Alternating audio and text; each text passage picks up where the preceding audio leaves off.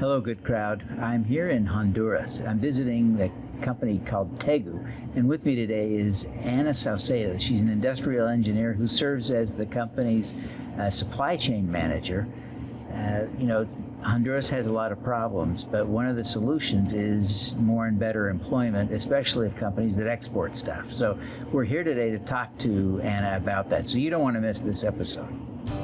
Welcome to the Your Mark on the World show with your champion of social good, Devin D. Thorpe. Ana, welcome to the show. Thank you. It's very good to be here. Ana, tell us a little bit about Tegu. Okay, so Tegu is a toy company. We make blocks, magnetic wooden blocks actually, so that's what makes us different. We have been in the business for about 10 years. So we have had a lot of toys along this 10 years. We started, as I said, with the basic magnetic wooden blocks, so the blocks that everyone remembers from their childhood. So wooden blocks, but we have magnets in them, so when you play, you feel the attraction, so that's really fun. Seeing just a kid's face when they first play with our toys it's really amazing. We have developed a lot of new toys since then, so we have more characters, we have shapes, we have trains, we have everything a kid would want to play with, so that's really fun. The name comes from Tegucigalpa, so the capital from Honduras is Tegucigalpa, which is about 15 minutes away from here. And that's why it only made sense for us to be here, for us to build our blocks here. So, tell us a little bit about the founders, Will and Chris Haughey. Yeah, so Will and Chris are the founders of the company. I've been here for 3 years, so I've worked with both of them. They are very smart persons, both of them. They are differently oriented. So Chris is an engineer, a mechanical engineer, and Will is oriented to finance. So it has been very interesting to work with both of them. Chris was the one who actually built and designed the whole factory. And Will has been also in the company, but most involved in the finance part. And maybe 1 year from now, he has been involved in the factory. So that's what I could say about both of them.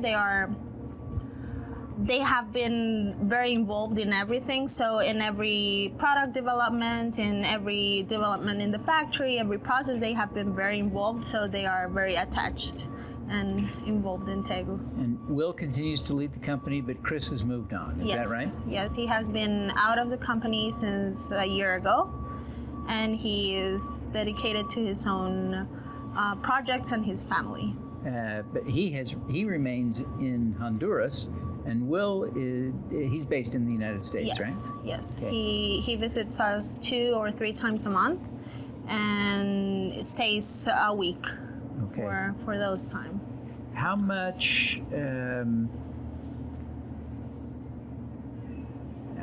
time how many people are based here in the company in Tegucigalpa? So we are about 110, including all the plant collaborators and the staff member and the support team. So everything from maintenance and everything, engineering, it's all here. Finance, sales, supply chain, and we do have about 4 others that are based out of Honduras, but about 110 are here. And most the ones who aren't in Honduras are in the United States, kind of working around Will's orbit, right? Well, we have Will and Brandon. Brandon is the one that's leading all sales activities. So we do have Brandon and Joshua, which are for sales and planning, and then we have Will over there, and we also have another girl from sales. Her name is Hannah, which is over at the United States. Most of the company's sales are in the United States, but you have sales elsewhere. Tell us a little bit about how much product you're shipping and where. Okay, so we are shipping a lot of product to Asia. So we have customers in China, in Japan. We have shipped to Malaysia. We have a warehouse in London, which we distribute to Switzerland. So we also have in Germany and Switzerland.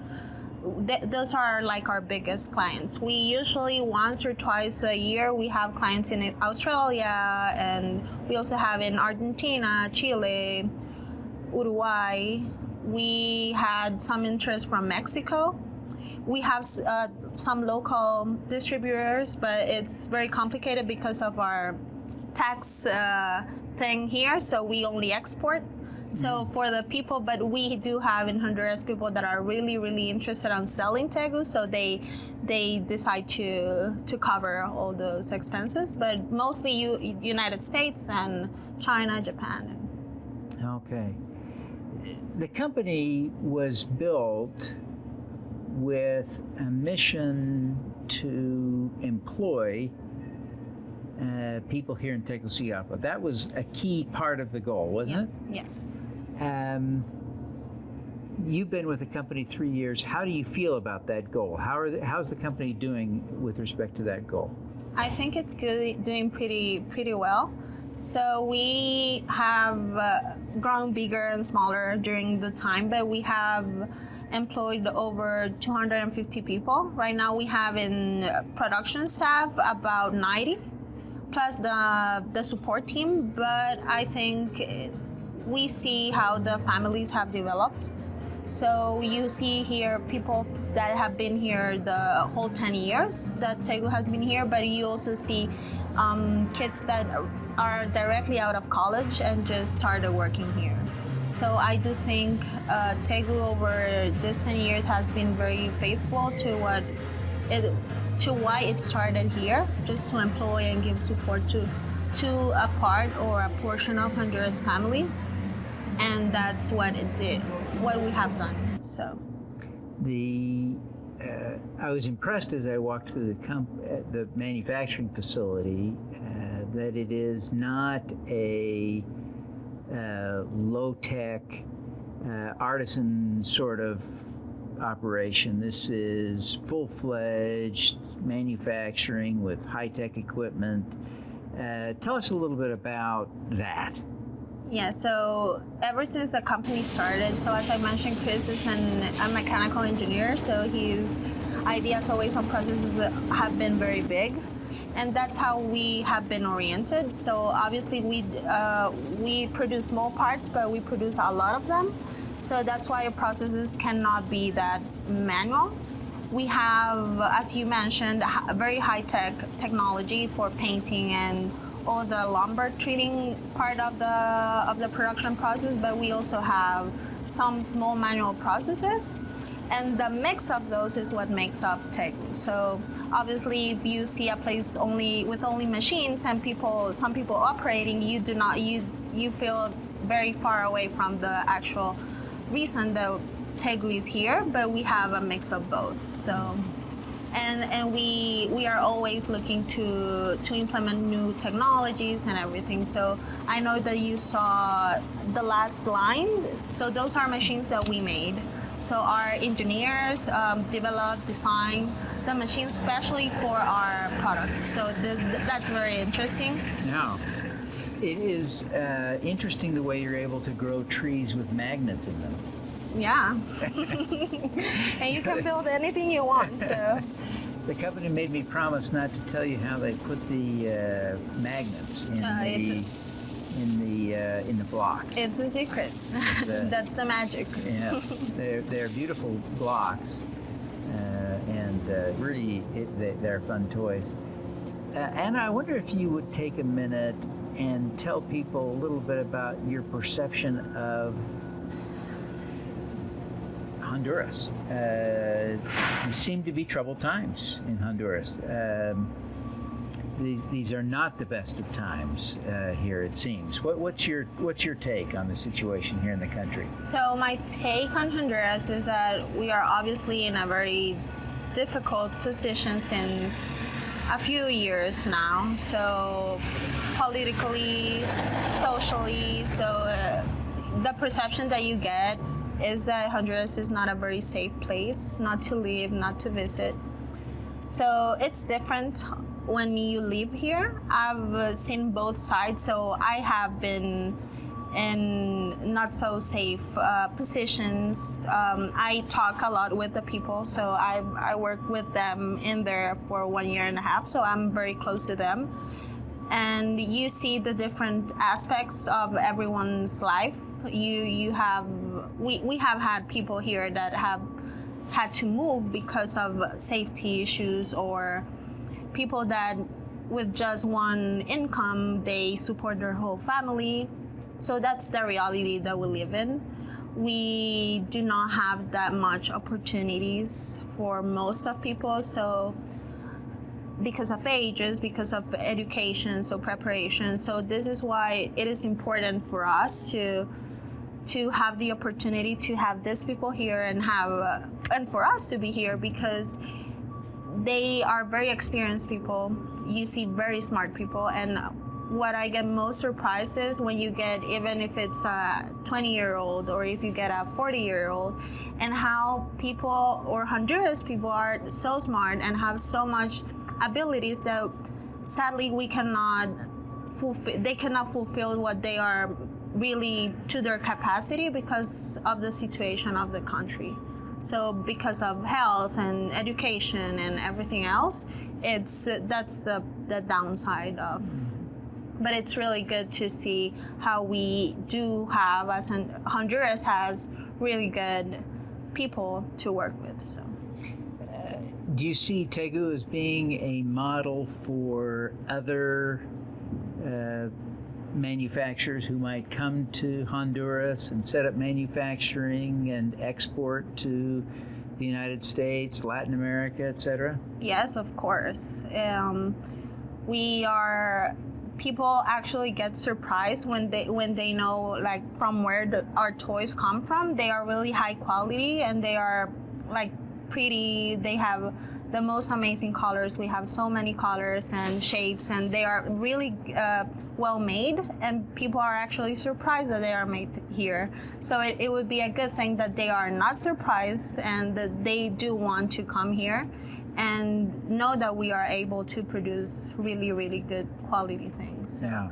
It would be great for other companies to see what Tegu has done and has achieved during all these years, and to feel motivated too. Yeah, it is impressive.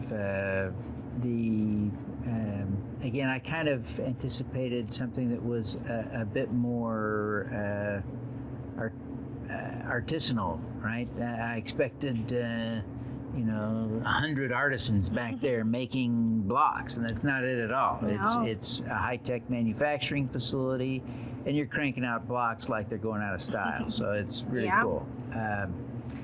What are you most proud of having accomplished? So for me, the biggest accomplishment is people. So as I mentioned, I worked a lot with people. So our mission is to awaken the joy of service. I don't know if you've heard it, but that's really important to us. It's not like being this company or producing this. Just by having the joy of service is saying, okay, we come here to fulfill something, and we want to serve our clients, our collaborators. So we are doing everything with that joy. So for me, just seeing the joy in people of helping, I know that I can go to anyone in the production floor and ask them, okay, help me with this project, help me with this, and they will do it because they want to, not because I'm telling or asking them or because I'm whoever I am, but just seeing that development in people, it's really great. We have been in a transformation, so a cultural transformation for about 8 months, or almost a year, so 10 months. And we have seen the change. And it has been, for me, it has been our biggest fulfillment. And for me personally, just to see people ask me first, okay, Anna, do you think I'm really smart? And I'm like, of course you are. Like, you are capable of doing so much. And just seeing them over there, as you said, they are not little artisans, but they can manage machines and operate them and have a lot of ideas. So most of what you see there has come from them. So for me, that's our biggest success. Every day, you start the day with a meeting, and that meeting focuses significantly on the 5 S's. Tell us about the 5 S's. Okay, so actually our day starts at 7 a.m. The meeting is at 7:30. So for that half an hour, everybody in the plant is focusing on 5S. So 5S is just a system where you want to see everything, a place for everything. So basically, if you need that pen, you need to have a place for that pen. You don't need it in your bag because you will have to move it. You will need it in your pocket, for example. But you know that every day, if you're going to use that pen every day, you will put it in your pocket, right? Or in a place where you can use it. So that's what basically 5S encapsulates. It obviously has cleaning, organizing standards, but you have to start with what do I need?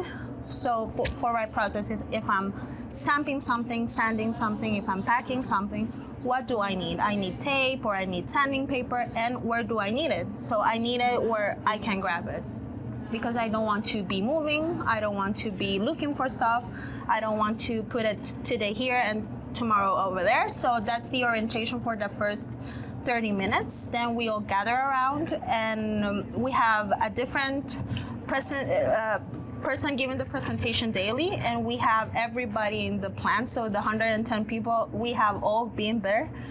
And it's really fun to see, because we do have obviously a lot of people that get very nervous, but it's so great to see them when they start talking and everything. So it is based on the 5S and all the lean culture. So just improving every day. You do not want to be the one to say, okay, I make this and I have this idea. You will want to be the one that says, okay, I have an idea to improve this, and then to improve that, and just continuous improvement, which is what we want to orient all our people with.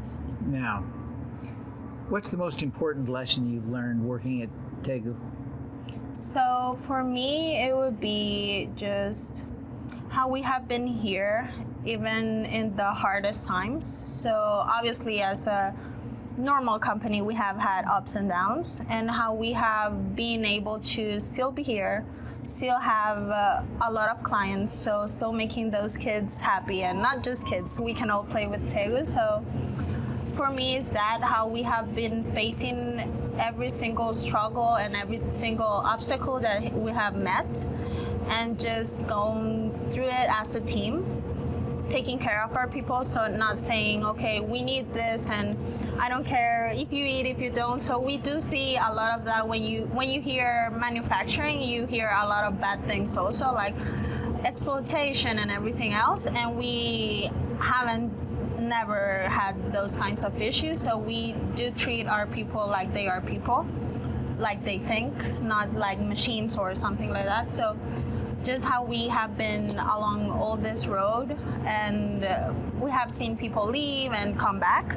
So for me, that's our greatest thing, our greatest struggle, but we know that we have a team that can face all those things. So yeah.